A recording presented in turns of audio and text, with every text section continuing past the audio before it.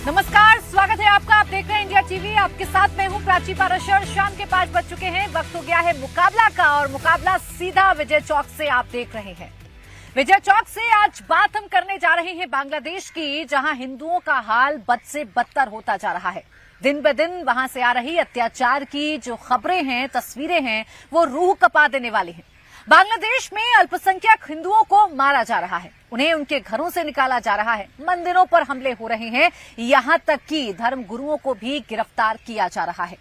हालांकि इस्कॉन से जुड़े हुए चिन्मय प्रभु दास को गिरफ्तार किया गया और उनकी रिहाई की मांग अब भारत से भी उठने लगी। उनके साथ लोग खड़े हो गए।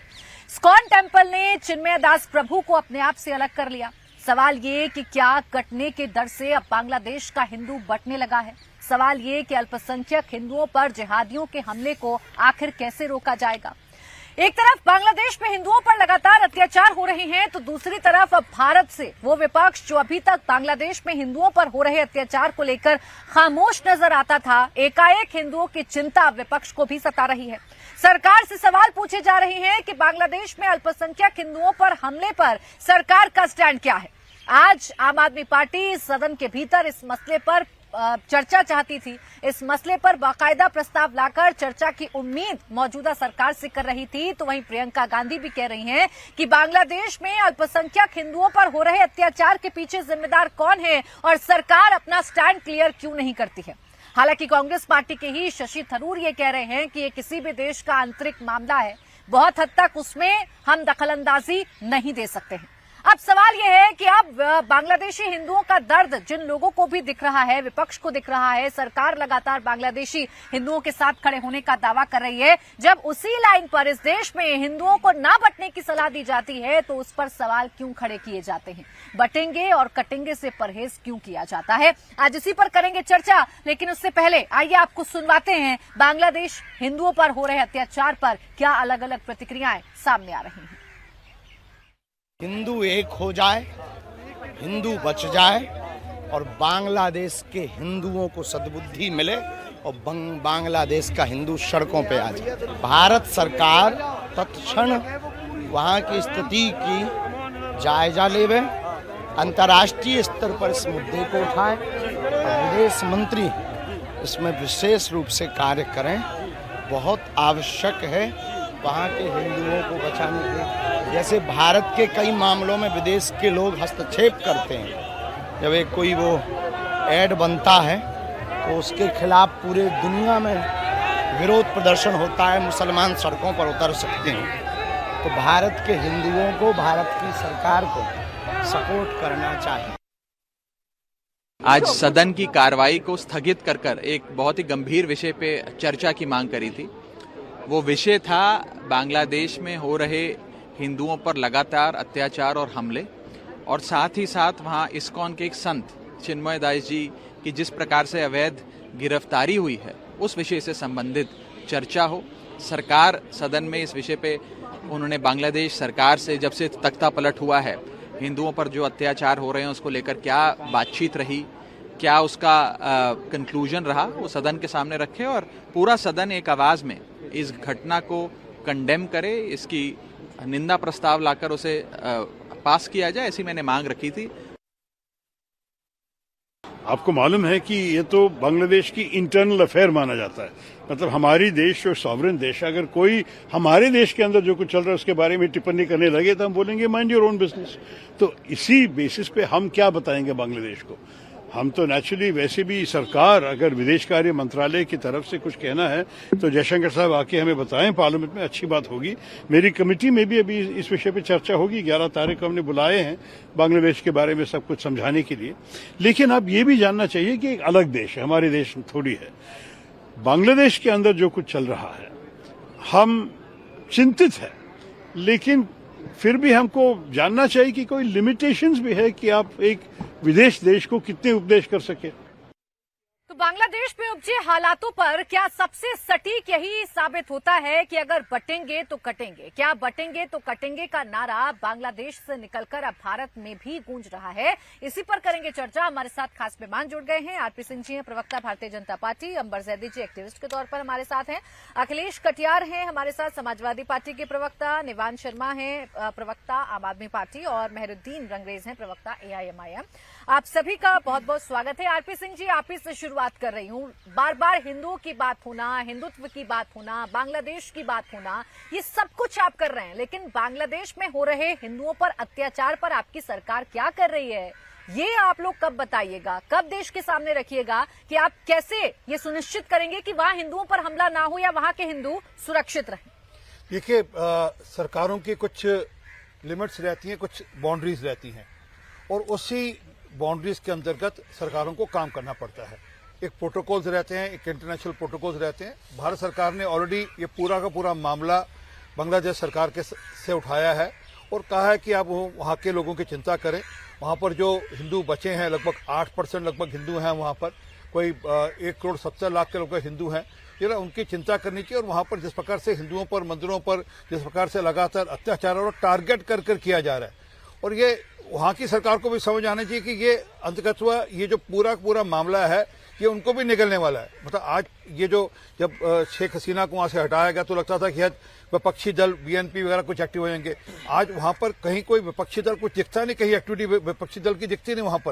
वहाँ पर जमात हावी है। वहाँ जमात के लोग तय करें कि देश कैसे चलेगा, सरकार कैसे चलेगी, लोग कैसे तय करेंगे, वहाँ पर दुकानें कौन चलाएगा, वहाँ पर इंस्टीट्यूशन मतलब कोर्ट के जजेस कौन होंगे, थानेदार कौन होगा, वो सबके सब जमात के लोग तय करें। तो इसलिए जब भी आप इस प्रकार से अपने यहाँ सांप पालते हैं तो अल्टीमेटली वह आपको भी निकलेंगे, ये दूर की बात नहीं है, ये देख लीजिएगा। और अगर इसी दिशा में चलता रहा बांग्लादेश, तो बांग्लादेश की हालत पाकिस्तान से ज्यादा बुरी हालत हो जाएगी। तो सरकार की पूरी कोशिश है, सरकार जब से जिस डिप्लोमेटिक तरीके से, जिस ढंग से जो डिप्लोमेटिक चैनल से जो कह सकती है कह रही है, और दुनिया भर के हिंदू भी आज अपना दबाव बना रहे हैं, और उसका कारण उसी का नतीजा है कि ऐसा लग रहा है कि सिर्फ इस मुद्दे को आप लोग जिंदा रखना चाहते हैं। आज आम आदमी पार्टी चर्चा करना चाहती थी, प्रस्ताव लेकर आई थी, वो चाहती थी कि सदन में आप लोग चर्चा करें। आप कम से कम स्थिति तो बताएं ना इस देश को कि आखिर सरकार ने अभी तक क्या क्या किया और वहां से क्या जवाब आपको मिल रहा है। वो चर्चा आपने नहीं होने दी। नहीं, वो चर्चा कौन लोग करना चाहते थे, जरा इस बारे में सोच लेना चाहिए। जो यहाँ पर रोहिंग्या को शरण देते हैं वो चर्चा करना चाहते हैं, जो CA के विरोध में खड़े होकर नारे लगाते हैं, जो CA के विरोध में जाकर धरना प्रदर्शन करते हैं, वो चर्चा करना चाहते हैं। उनको बोलो पहले अपना स्टैंड CA के बारे में क्लियर करें कि उनका स्टैंड क्या है CA के बारे में। जो वहां पर हिंदू जो प्रताड़ित है, अगर वो हमारे देश में शरण मांगने आएगा तो क्या वह उसके पक्ष में, उसके विरोध में? वो क्या कि जो CA का पूरा नैरेटिव ये बिल्ड कर दिया गया कि जैसे वो मुसलमान विरोधी है। हालांकि CA का मुसलमानों से कुछ लेना देना नहीं, CA का इस देश के नागरिकों से भी कुछ लेना देना नहीं था। तो आप चर्चा में यही बता दें। हाँ, ये आएगा ना, चर्चा भी हो जाएगी, चर्चा भी हो जाएगी। सरकार अगर चर्चा करवाना, अभी तक आप लोग कहते थे कि देखिए इंडिया अलायंस का कोई नेता नहीं बोलता, ये लोग सेलेक्टिव हैं। प्रियंका गांधी से लेकर कांग्रेस का ऑफिशियल पेज आप देख लीजिए, आप आम आदमी पार्टी को देख लीजिए, सब तो बोल रहे हैं और सब आपसे पूछ रहे हैं कि आप क्या कर रहे हैं। अच्छा, आपने प्रियंका वाड्रा का चर्चा कर लिया, आपने प्रियंका वाड्रा गांधी की चर्चा कर लिया, आपने अच्छी बात करी। जरा उनसे पूछे ना, वह हिंदू शब्द कहते हुए आज शायद कहीं मुझे जानकारी मिली, कुछ शायद कुछ बोले नहीं, तो हिंदू शब्द कहते कतराते हैं। फलस्तीन के मामले में आगे बढ़कर जाते हैं, यहाँ पे मिनॉरिटीज का नाम लेते हैं, वहां पर वह कहते हैं कि इस्लाम को खतरा है। असल में क्या कि ये सबके सब राजनीति से प्रेरित हो रहा है। अब तो खुलकर बोल रहे हैं सर। बांग्लादेश में इस्कॉन टेम्पल के संत की गिरफ्तारी और अल्पसंख्यक हिंदुओं के खिलाफ लगातार हो रही हिंसा की खबरें अत्यंत चिंताजनक हैं। प्रियंका गांधी कह रही हैं कि मेरी केंद्र सरकार से अपील है कि इस मामले में हस्तक्षेप किया जाए। अब तो विपक्ष आपके साथ खड़ा हो गया है, अब किस बात की समस्या? जी, मैं तो कह रहा हूँ बहुत देर करती आते आते, परंतु आए तो सही। ये तो हम चलो इस बात का ठीक है मामला कि उन्होंने आज हिंदू शब्द इस्तेमाल किया, नहीं तो अब तक तो हिंदू शब्द कहते हुए कतराते थे। ठीक है, परंतु चलो विषय ये है कि पूरा देश एक साथ, पूरा देश एक साथ, हाँ, वो उसका जवाब मिलेगा ना पार्लियामेंट में। ठीक है निवान जी, हमारे जो एक्सटर्नल अफेयर मंत्री है उसका जवाब देंगे पूरा। ठीक है निवान जी, जवाब मिलेगा। सरकार पूरी तरीके से तैयार है चर्चा के लिए। क्या वाकई में आम आदमी पार्टी को बांग्लादेश में हो रहे हिंदुओं पर अत्याचार की चिंता हो गई है, या ये दिल्ली में होने वाले चुनावों का असर है? देखिए, बहुत बहुत नमस्कार। और आम आदमी पार्टी ने हमेशा कहीं पर भी इंसानियत के खिलाफ कुछ हुआ है उसके खिलाफ आवाज उठाई है। आम आदमी पार्टी ने और हमारे नेता अरविंद केजरीवाल जी ने हमेशा स्ट्रांग मैसेजेस दिए हैं जहां पर हमें ये लगा है कि जो हुआ है वो गलत हुआ है। अभी बीजेपी प्रवक्ता ने शुरुआत में क्या बोला कि भारत सरकार की कुछ लिमिटेशंस हैं, कुछ बाउंड्रीज हैं। आज इनको लिमिटेशंस और बाउंड्रीज याद आ रही हैं जब ये बड़ी बड़ी लफाफेबाजी करते हैं, जब ये बड़े बड़े झूठ बोलते हैं, ये दुनिया भर में अपना डंका बजाने की बात करते हैं, तब इनको लिमिटेशंस और बाउंड्री याद नहीं आती।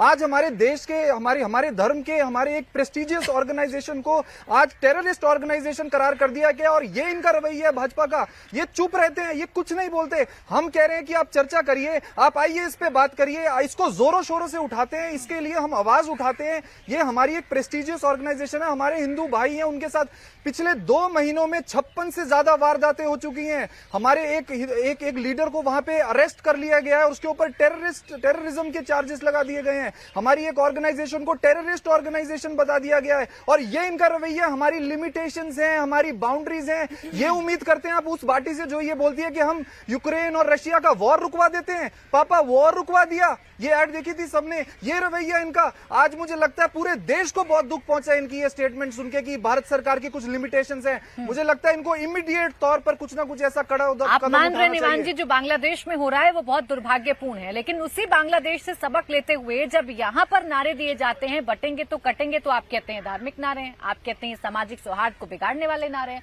बांग्लादेश से सबक लेकर ही तो यहाँ एकता की बात कही जा रही है नेताओं के द्वारा। हमने तो हमेशा कहा है कि सबको एक रहना चाहिए। ये बीजेपी वाले आज तक नहीं बता पाए एक है तो सेफ है का मतलब क्या है।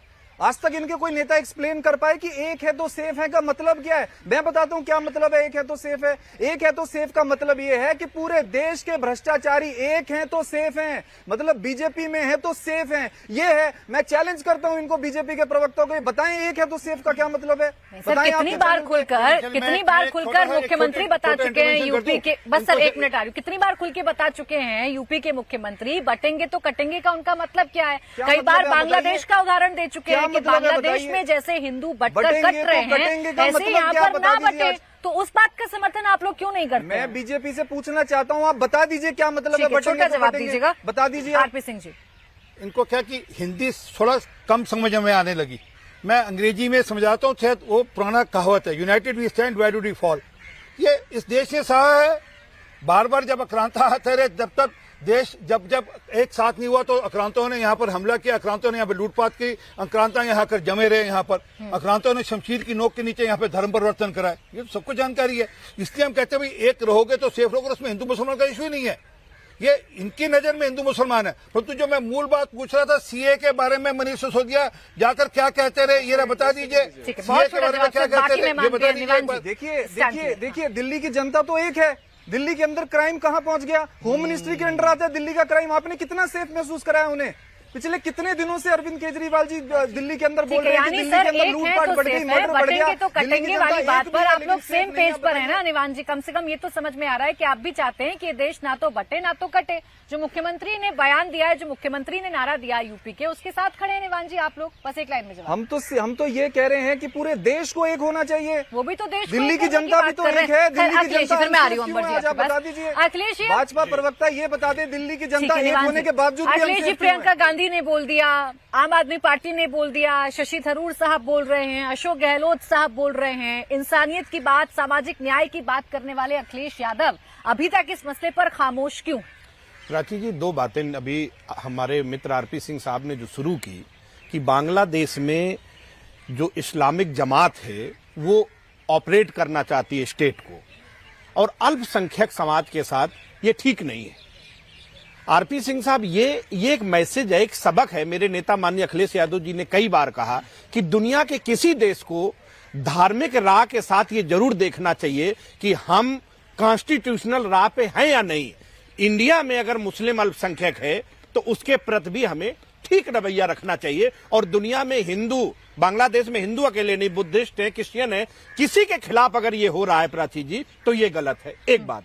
दूसरी बात ये है कि जो बटेंगे कटेंगे का जो नारा वो हमारे उत्तर प्रदेश के माननीय मुख्यमंत्री जी से आया, ये जो उनकी चिंता थी, ये दर्द बन के जो छलकी, उसका कारण था कि उत्तर प्रदेश में जो 33 सीटों पे बीजेपी समटी और वहां का जो पिछड़ा और दलित था वो माननीय अखिलेश यादव जी के साथ जब शिफ्ट हुआ तो उसके बाद ये दर्द निकला कि ये बटेंगे हिंदू कटेंगे। प्राची जी, एक बात बड़ी महत्वपूर्ण है, हमारे भारतीय जनता पार्टी के सहयोगी आरएसएस के लोग बड़े पैमाने पे कहते हैं हिंदू समाज को बंटना नहीं चाहिए, लेकिन निरादर अपमान की जीवन जीते जीते डॉक्टर अंबेडकर ने कहा था कि मैं हिंदू धर्म में पैदा हुआ लेकिन हिंदू धर्म में मरूंगा नहीं, और वही नागपुर जो दीक्षा भूमि है वहां पे उन्होंने धर्म परिवर्तन किया। एक मिनट बांग्लादेश का जिक्र करते हुए ये बता मुझे पूरी बात करने बस एक मिनट सर, आपने बांग्लादेश नहीं, मुझे एक बात पर आपत्ति है, आपने बांग्लादेश का जिक्र करते हुए यहाँ पर अल्पसंख्यक मुसलमानों के साथ क्या हो रहा है आपने रिलेट करने की कोशिश की। सर एक उदाहरण आप मुझे दीजिए कि कैसे बांग्लादेश में हिंदुओं पर हो रहा अत्याचार हमारी देश की स्थिति के समान है। यहाँ पर कौन से मुसलमानों को काटा जा रहा है या कौन से मुसलमानों के धर्मगुरुओं को गिरफ्तार किया जा रहा है, ऐसा कौन सा चरित्र आपने चेहरा आपने देख लिया कि आपने धर्म के नाम पे हटाया जा रहा है? बांग्लादेश से रिलेट कर गए भारत की स्थिति को। जी, सवाल क्लियर हुआ? बोलो। जी। मैंने अपनी लाइन में साफ कहा कि बांग्लादेश में कोई अल्पसंख्यक हिंदू, ईसाई, बुद्धिस्ट, जैन जो भी समाज के हों उनके साथ जो अन्याय और अत्याचार हो रहा है उस पर हमें तकलीफ है। लेकिन जो मामला बटेंगे और कटेंगे का आया, जो इस देश में उत्तर प्रदेश में दलित और पिछड़ों के साथ जो हकमारी हुई, उनके अधिकार नहीं मिले और उन्होंने बीजेपी के खिलाफ जाके वोटिंग की, तो उत्तर प्रदेश के माननीय मुख्यमंत्री महाराष्ट्र में जा रहे हैं कि अगर ये दलित पिछड़े बटेंगे तो काटे जाएंगे।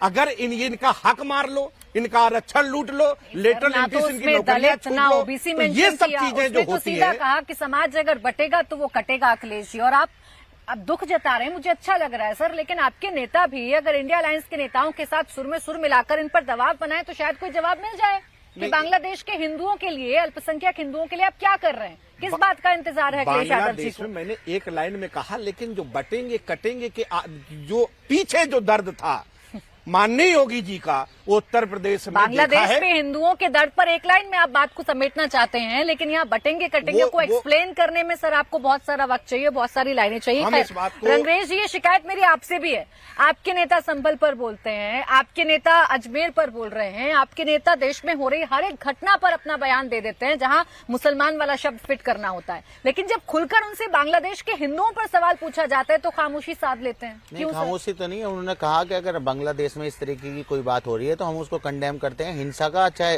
भारत की बात हो चाहे कहीं पर भी हो, अगर कहीं हिंसा होती है तो उसको हमारी पूरी पार्टी और बैरिस्टर असदुद्दीन ओवैसी साहब उसको कंडेम करते हैं। मगर ये जो बांटने और काटने की बात जो हो रही है इस देश में, हम कह रहे हैं कि अनेक है तो अखंड है, इंसाफ है तो इंडिया सेफ है।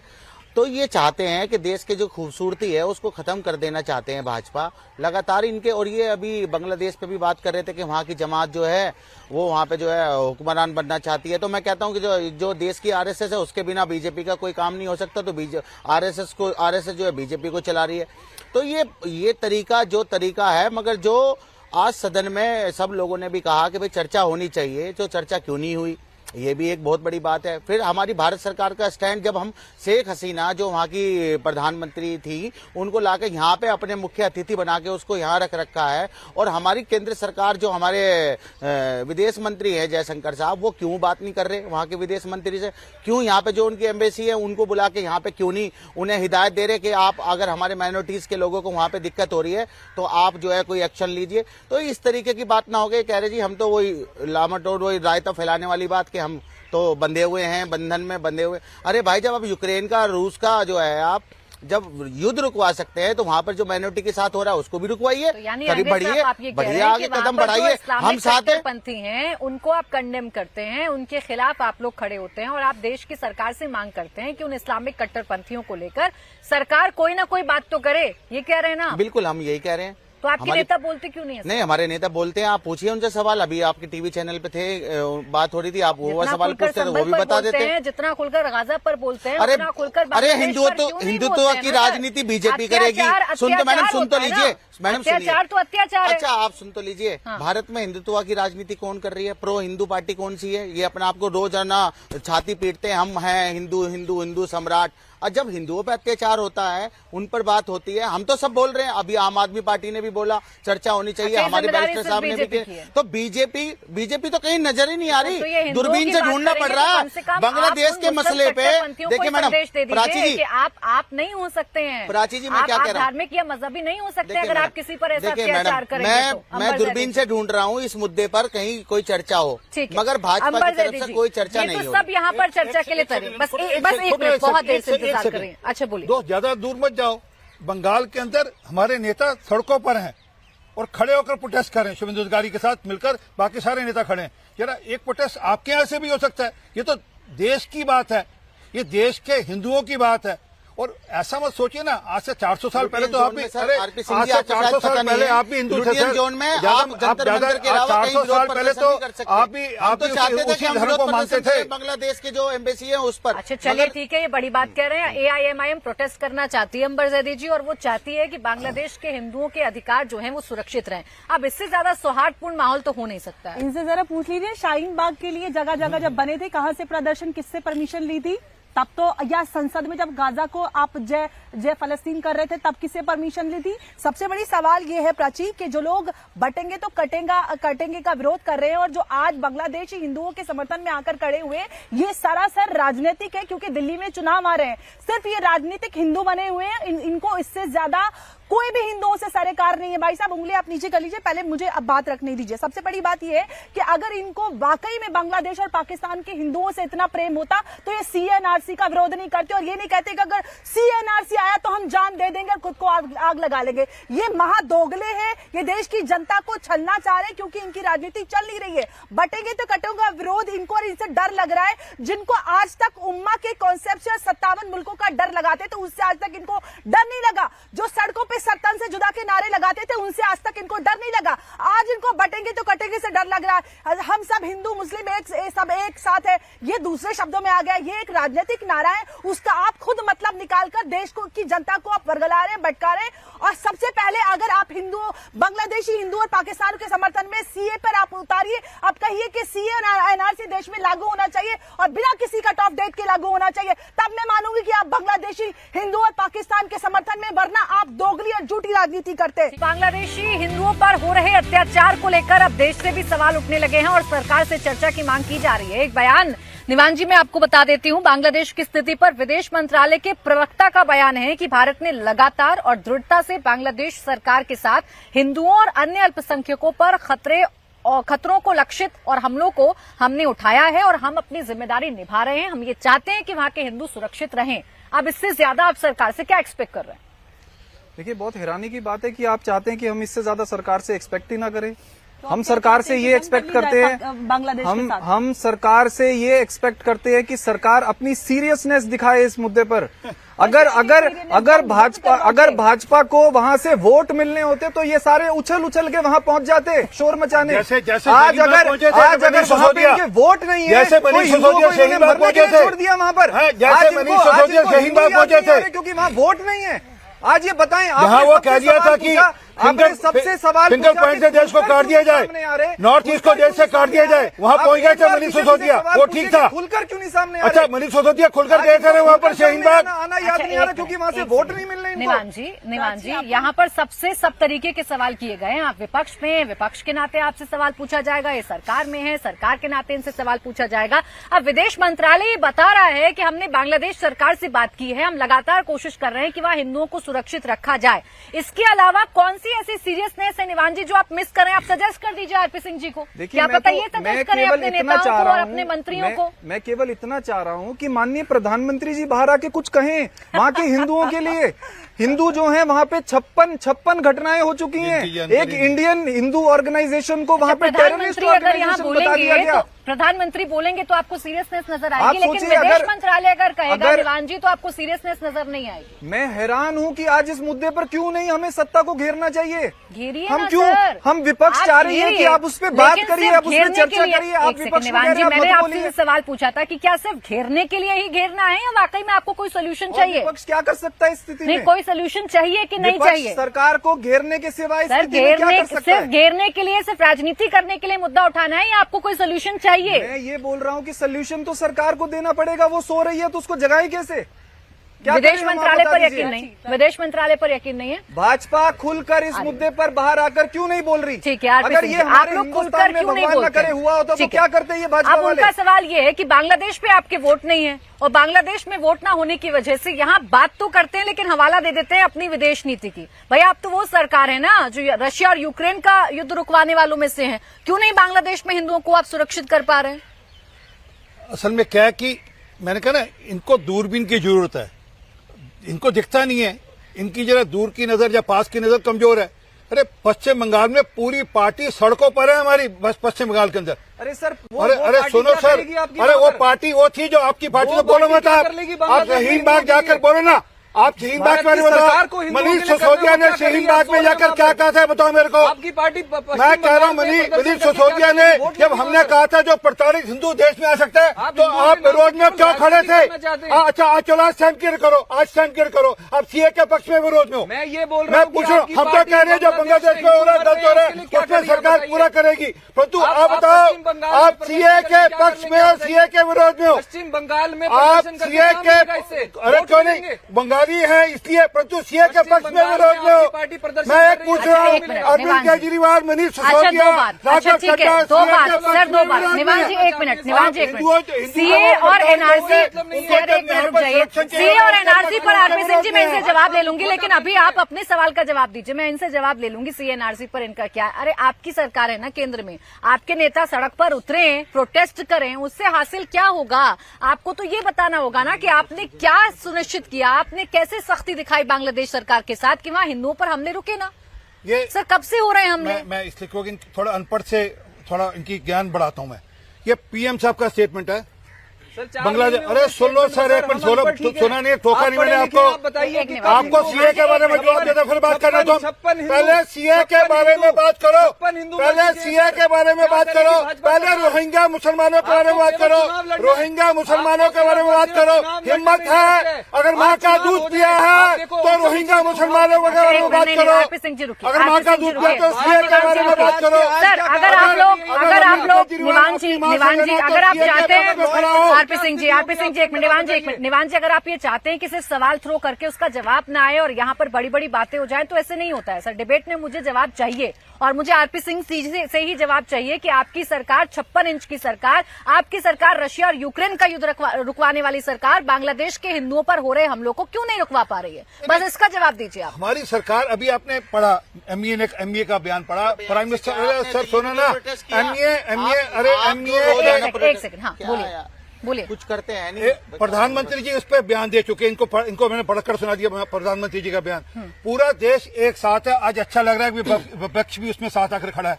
तो आप सर अपनी जिम्मेदारी निभाइए ना। जिम्मेदारी कोई हमला थोड़ा करेगा, कोई जाकर बंदूक हमला तो नहीं कर सकते। हमला ये हमला हो सकता है। यूक्रेन में भी थोड़ी ना हमला किया था आपने। आप दो देशों के बीच के युद्ध को रुकवा सकते हैं, तो हिंदुओं को क्यों नहीं सुरक्षित करवा सकते? ये हमारी डिप्लोमेसी का असर था कि ट्रंप ने, जो कि अभी राष्ट्रपति वहां पर हो जाएंगे, अब उन्होंने भी वहां पर कहा कि हम हिंदुओं के बारे में चिंतित हैं। ठीक, जिस सरकार ने, सबको पता है कि वहां पर जो शरारत है, वहां की जो शरारत है वो अमेरिका ने कराई है, सबको जानकारी है। घटना और सामने आ रही है। रंगरेश जी, आपने बड़ा खुलकर कहा कि आप लोग इसे कंडेम करते हैं, आप लोग बिल्कुल इसके खिलाफ खड़े हुए हैं।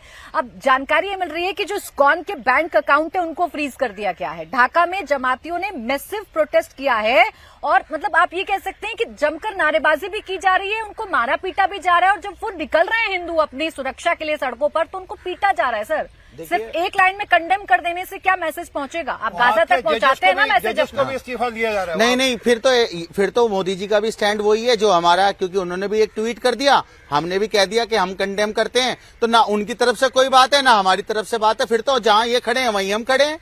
भाई आप ये बताइए, मोदी जी लगातार हर चीज में आगे आके और अपना बयानबाजी शुरू कर देते हैं, इस पर क्यों उनकी चुप्पी नहीं टूट रही? क्यों नहीं बोल रहे? क्या ऊंचा सुनते हैं? उनके कोई विदेश मंत्री नहीं बोल रहे? क्यों उनके जो गृह मंत्री नहीं बोल रहे? तो इस तरीके से ये तरीके की बातें करना, मैं आपको बयान देता हूं मोदी जी का। मैं कह रहा हूँ, मैं कह रही हूँ रंगरेश जी, मुझे अच्छा लग रहा है आप इनसे जवाब जानना चाहते हैं, मुझे बिल्कुल अच्छा लग रहा है सर कि आप कंडेम कर रहे हो घटनाओं की। तो जैसे बाकी मुद्दों पर आप इस सरकार पर दबाव बनाते हैं, गाजा पर उतरकर आप लोग प्रोटेस्ट करते हैं, गाजा पर आप सरकार से जवाब मांगते हैं, तो क्यों नहीं मांगते आपके नेता जवाब?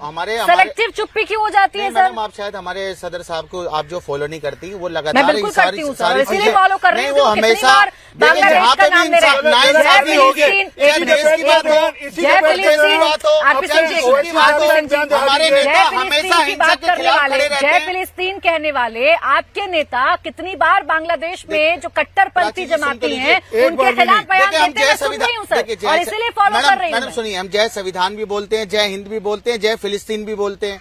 आप बताइए और आप क्या चाहती हैं? हम कह रहे हैं बांग्लादेश में जो हो रहा है वो गलत हो रहा है। तो ये सारी चीजें, जितनी बात हम कह रहे हैं, देखिए हम सरकार में तो है नहीं, सरकार में तो ये है, तो सवाल का जवाब तो यही देंगे। तो मगर ये क्या करते हैं, ये क्या करते हैं, हिंदुओं के नाम पे राजनीति करते आपने हैं। कहा कि हिंदुत्ववादी पार्टी है, ये हिंदुओं के बारे में कुछ नहीं बोल रहे।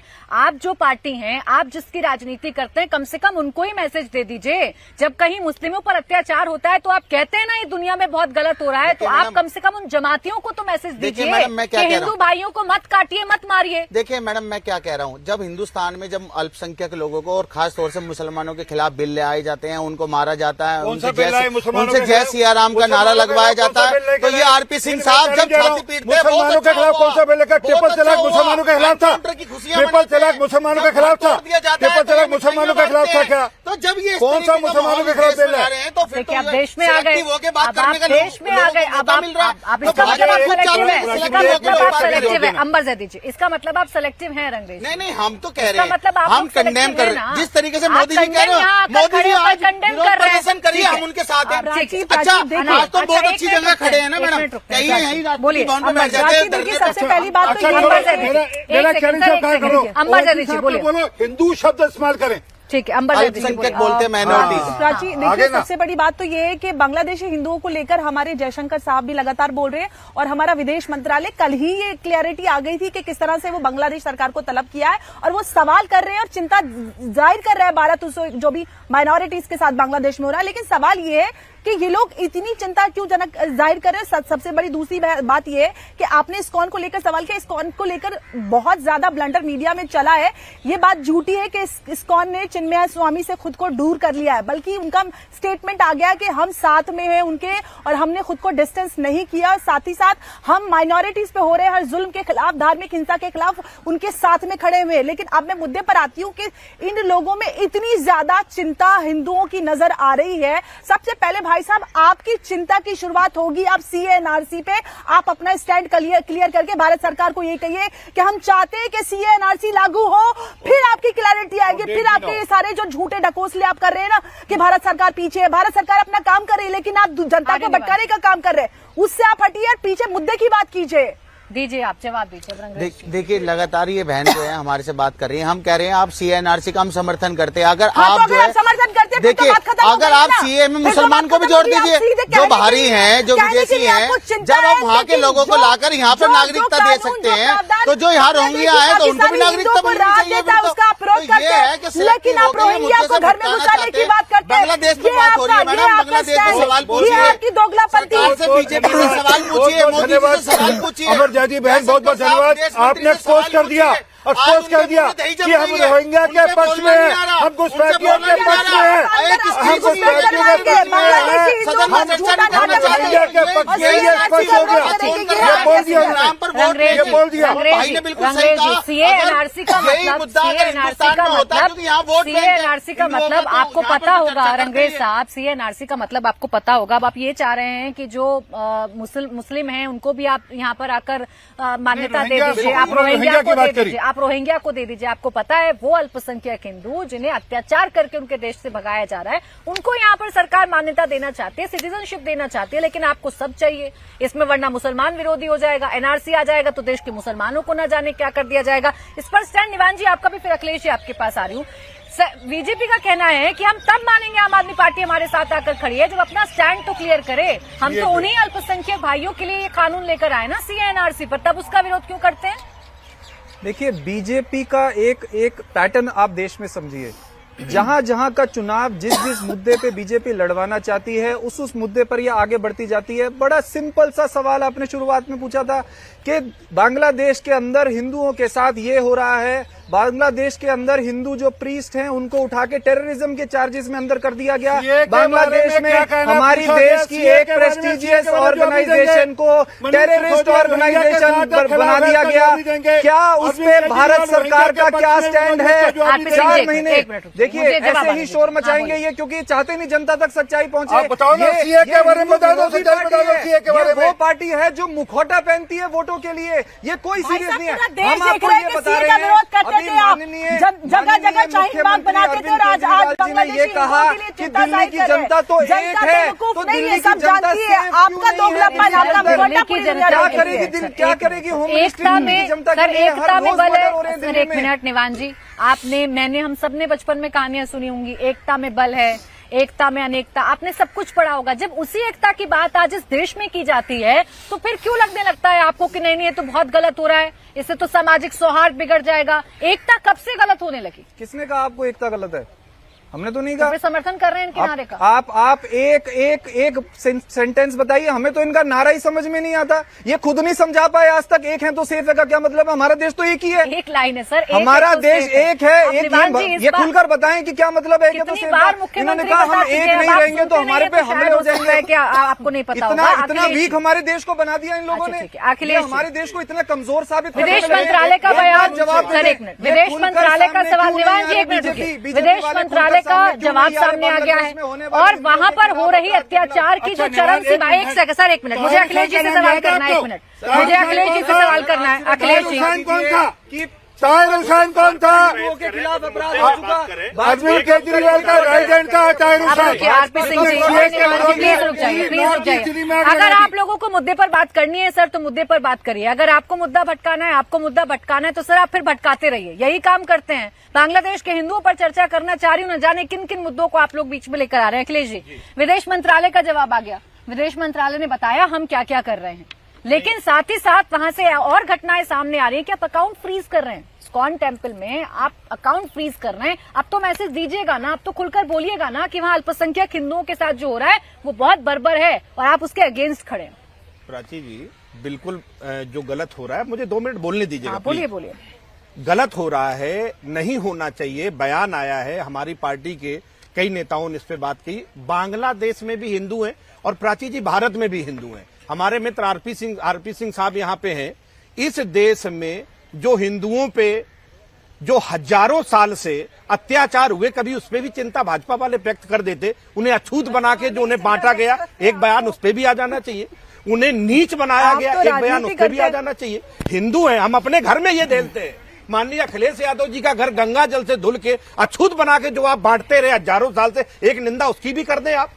उनके हक मार के उन्हें जो बांट के किनारे खड़ा कर दिया, उस पर भी बात कर दे। तो मेरा ये मानना है कि बांग्लादेश में हिंदुओं के साथ जो हो रहा है वो तो चिंता का विषय है, लेकिन भारत में जो हिंदू झेल रहे हैं, जो भारत हिंदू समाज के जो दलित हैं, जो पिछड़े हैं, उन्हें जो नीच कह के, अपमानित कह के, अशिक्षित रख के जो उनके हक पे डाला जा रहा है, हजारों साल से जो देखा जा रहा है।